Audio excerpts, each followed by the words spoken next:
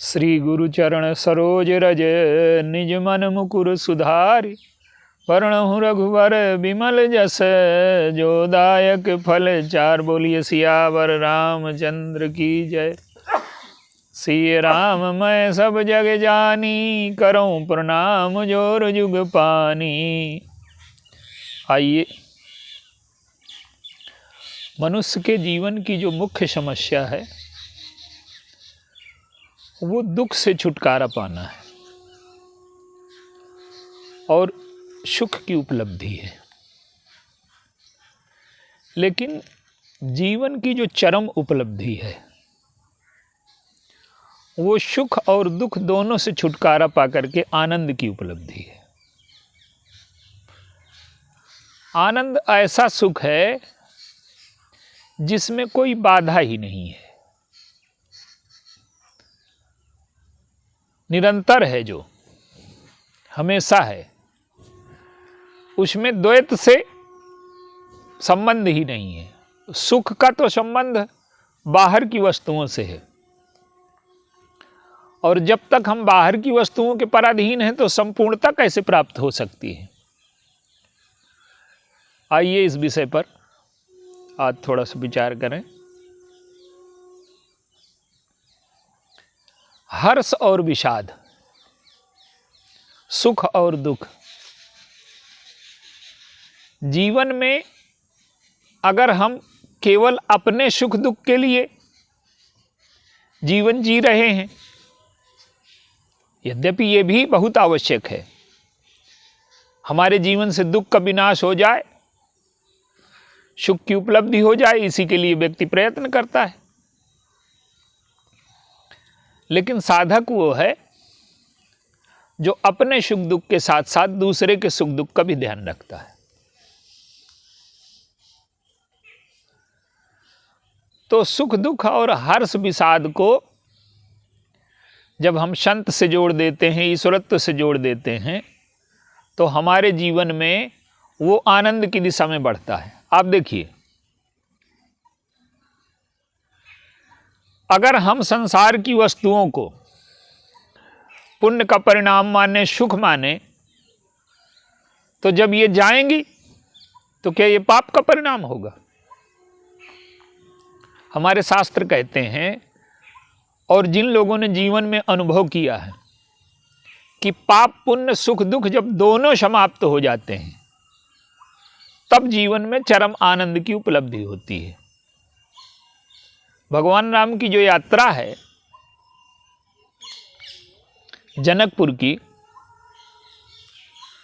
उस यात्रा में सुख दुख दोनों से मुक्त होकर के आनंद की उपलब्धि कैसे होती है,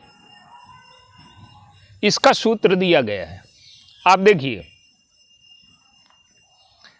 हमारे जो पुराण है ये इतिहास नहीं है,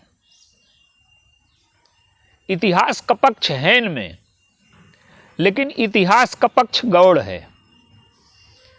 जो जीवन के शाश्वत मूल्य हैं उनका उद्घाटन है इनमें, जो न कभी नए होते हैं न कभी पुराने होते हैं, हमेशा रहते हैं, और जब तक जीवन है, जब तक मनुष्यता है, उनका वही मूल्य रहेगा।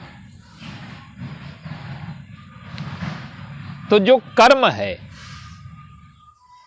वो हम कर्म कैसे करें कि हमें दुख से मुक्त कर दे। देखिए, कर्म के साथ समस्या ये है कि हम ये समझते हैं कि हम जो कुछ करेंगे उसका परिणाम हमारे हाथ में है, जबकि ये संभव नहीं है। अगर हम जो कुछ करते हैं उसका परिणाम हमारे हाथ में होता तो ये अव्यवस्था होती है दुनिया। तो जो कुछ हम करते हैं उसका परिणाम ईश्वर के हाथ में है,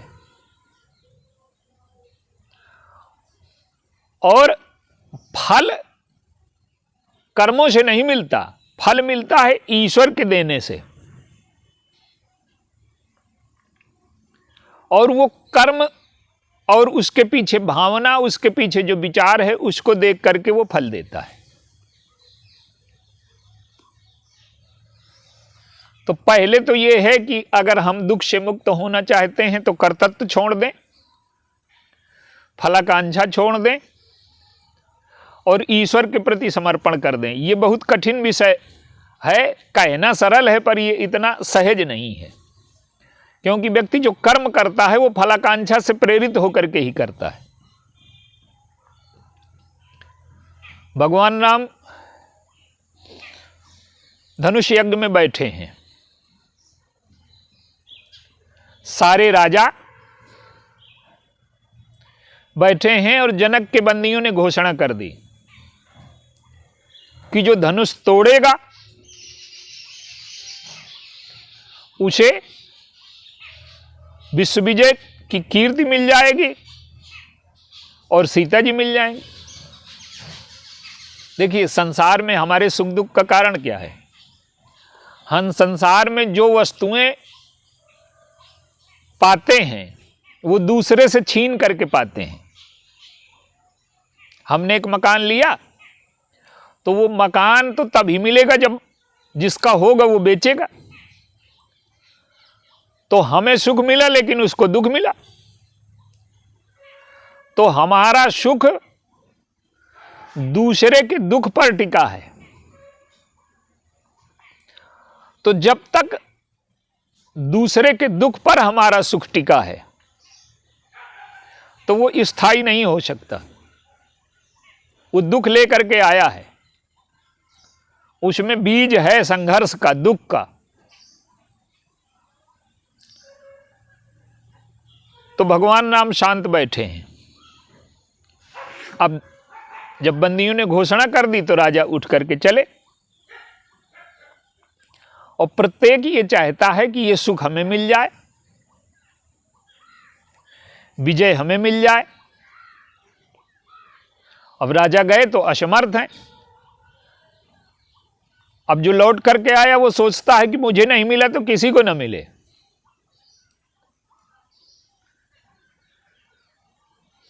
और राजाओं में जो हर्ष विषाद की वृत्ति है वो निरंतर बदल रही है। पहले तोड़ने गए तो हर्ष है, दिखा रहे हैं, और जब नहीं तोड़ पाए तो विषाद है। और जब भगवान राम ने तोड़ दिया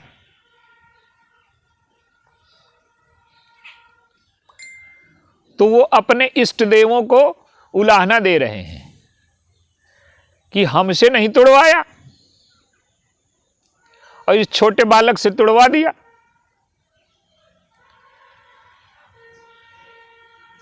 तो ये जो हर्ष विषाद की वृत्ति है ये राजाओं में बदल रही। और जब परशुराम जी आ गए तो उन्होंने कहा कि जिसने धनुष तोड़ा है उसका सिर काट दूंगा। तो फिर वो इष्ट देवों को धन्यवाद देते हैं कि आपने भले नहीं तोड़वाया, नहीं हमारा सिर काट देते। तो जो हमारा हर्ष विषाद है वो स्वार्थ के अनुसार बदलता रहता है, परिस्थिति के अनुसार बदलता रहता है। और भगवान राम को देखिए,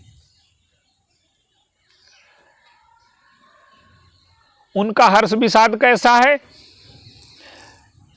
वो कर्म करने के लिए स्वतः नहीं उठते। कर्म सिद्धांत ये कहता है कि हमें जो सुख दुख मिलता है वो दूसरे से नहीं मिलता है, हमारे कर्मों का परिणाम है। सामने वाला व्यक्ति निमित्त है, और हम जब उसको कारण मान लेते हैं तो हम दुख का विस्तार करना शुरू कर देते हैं। इस व्यक्ति ने हमारे इस कार्य में बाधा पैदा की, अब हम इससे बदला लेंगे।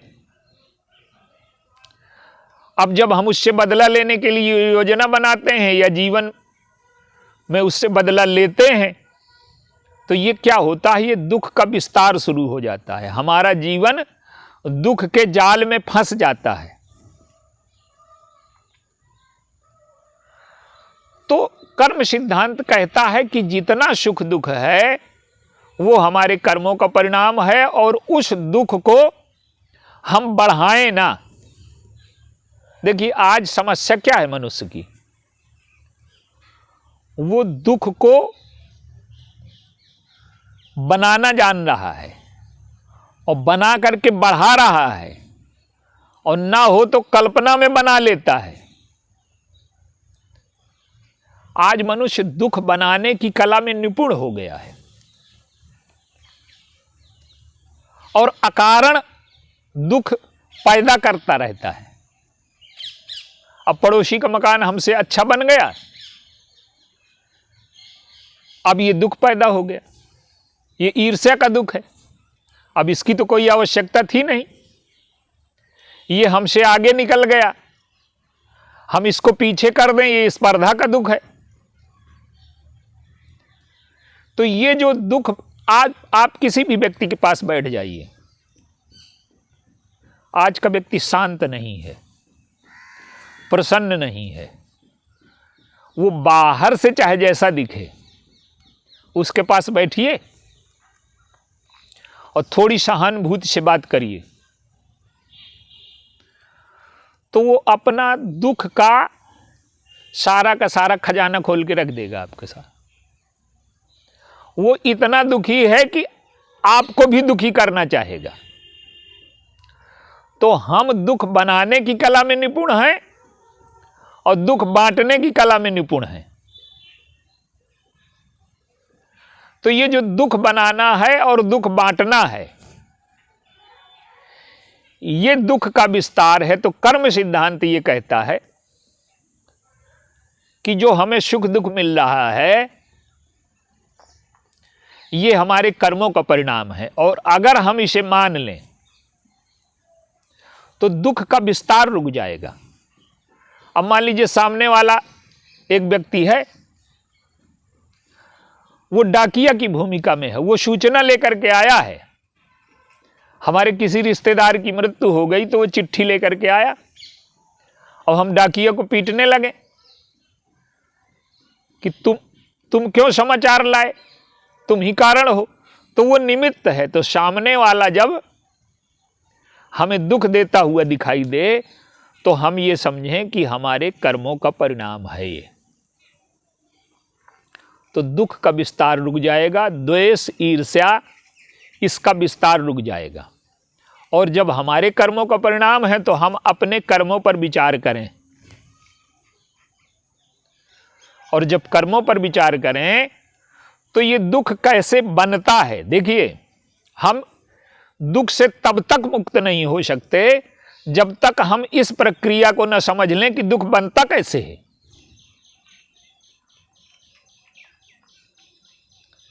और कर्म सिद्धांत के हिसाब से अगर इसकी व्याख्या की जाए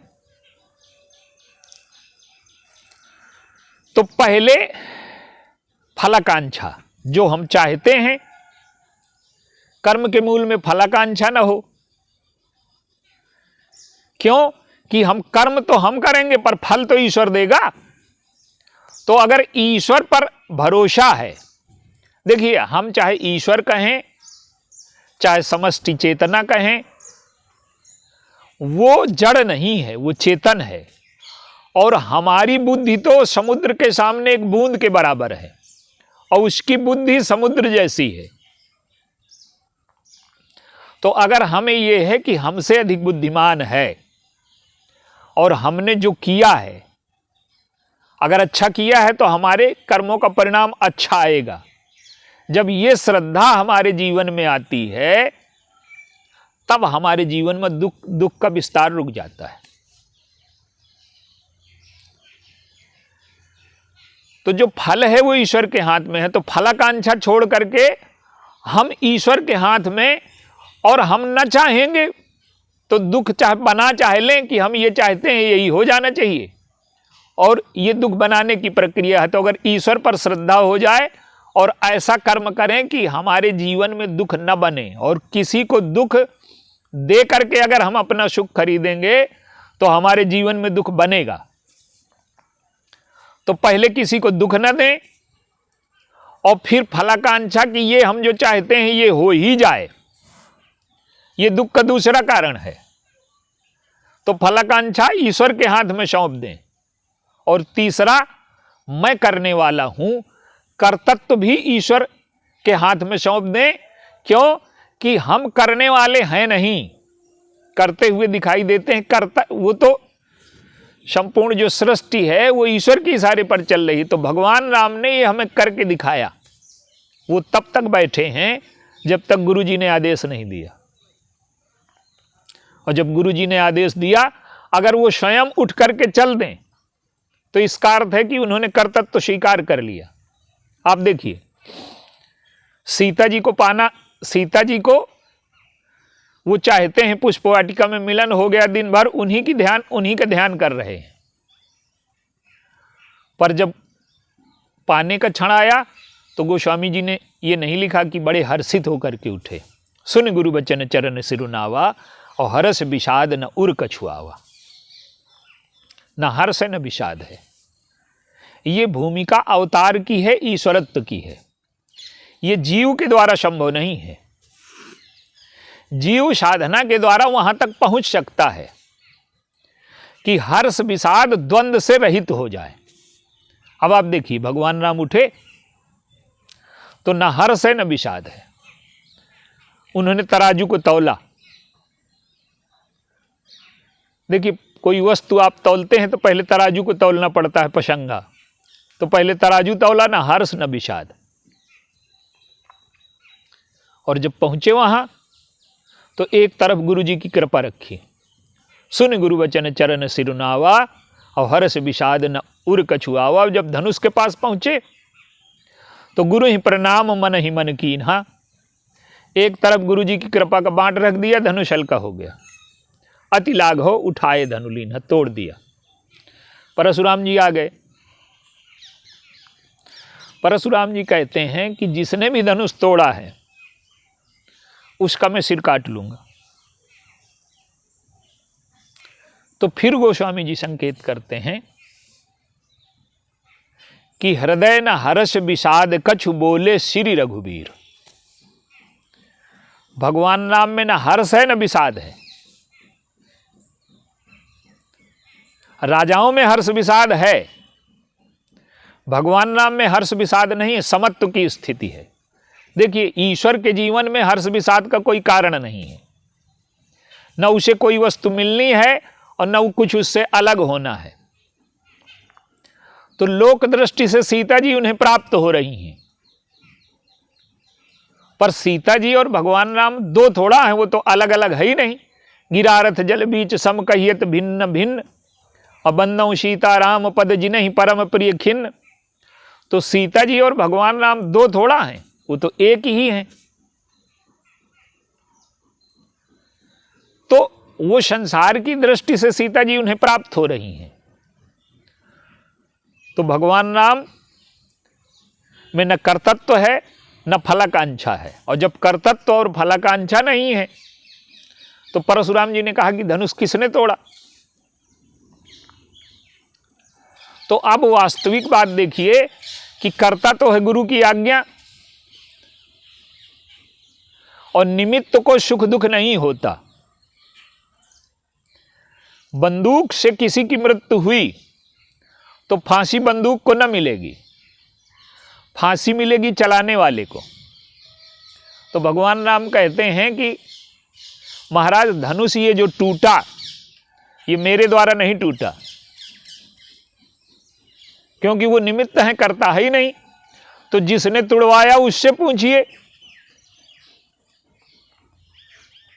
अब परशुराम जी हैं ईश्वर के अवतार, लेकिन वो जो दिखाई जाती है कमी, वो कमी होती नहीं उनमें।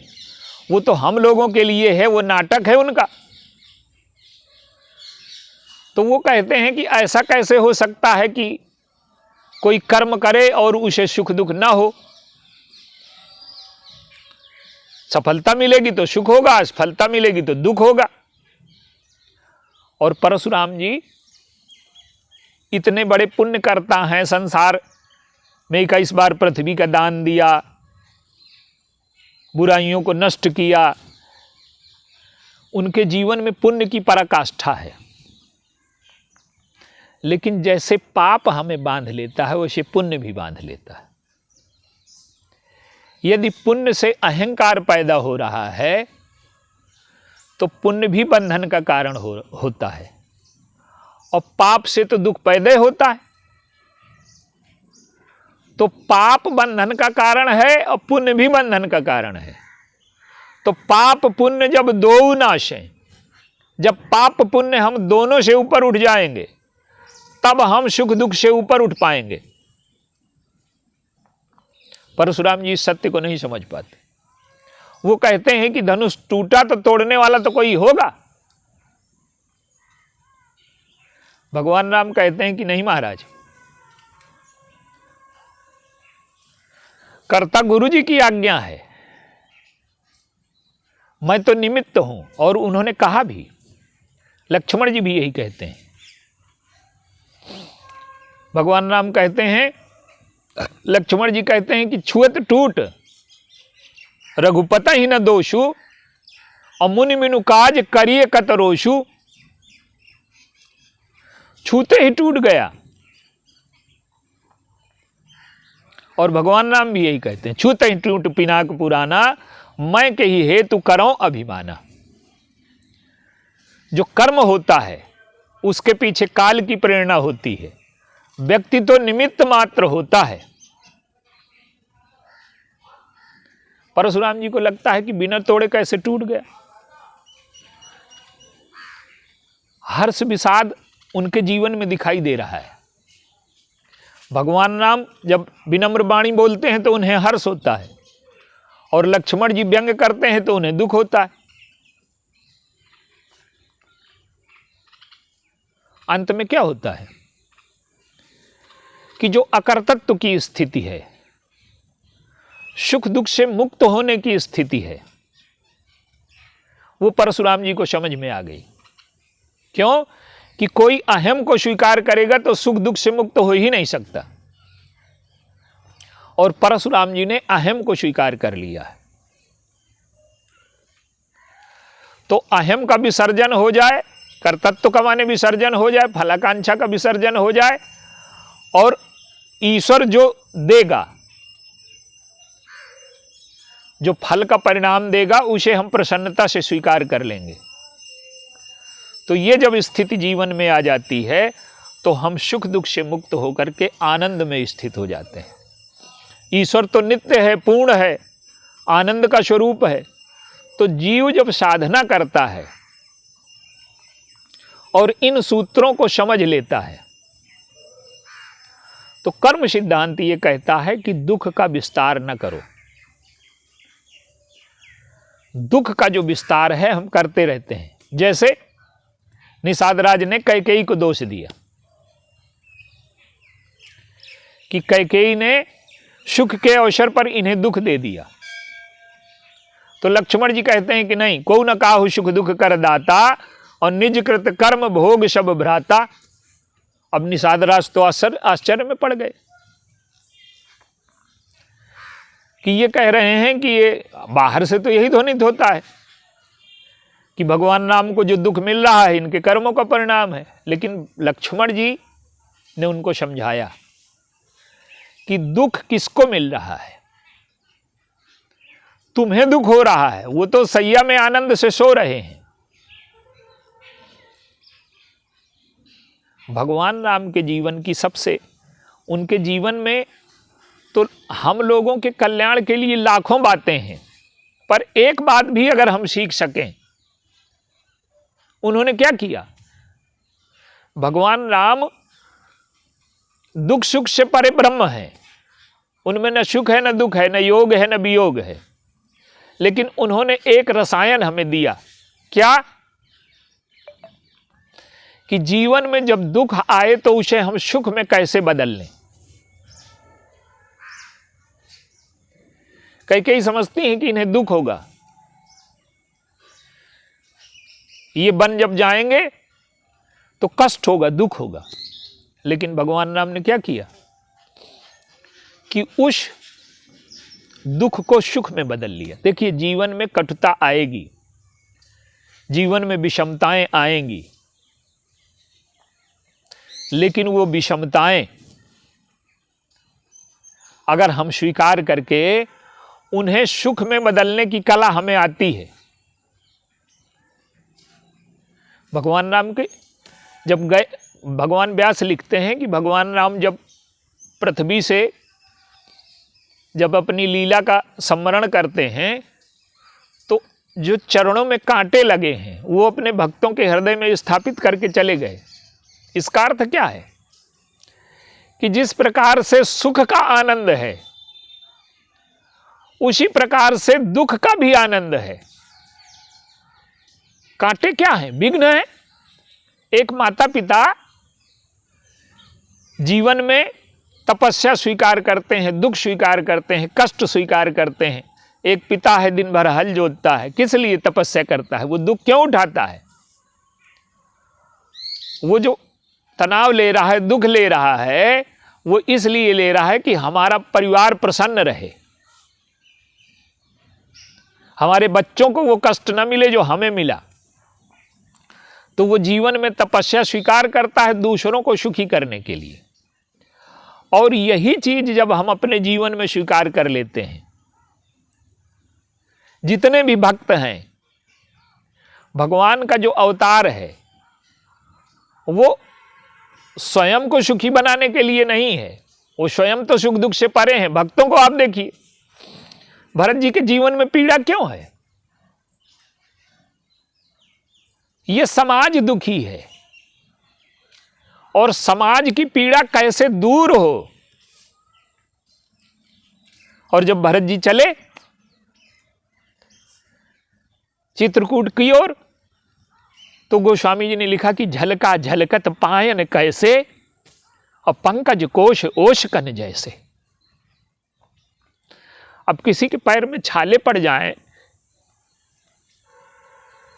तो ये बड़ा मीठा विषय है क्या? और किसी को कष्ट हो रहा है तो ये उपमा देनी भी नहीं चाहिए। लेकिन गोस्वामी जी क्यों उपमा दे रहे हैं कि जैसे विरह के सूर में ये जो छाले पड़ गए हैं ये चमक रहे हैं।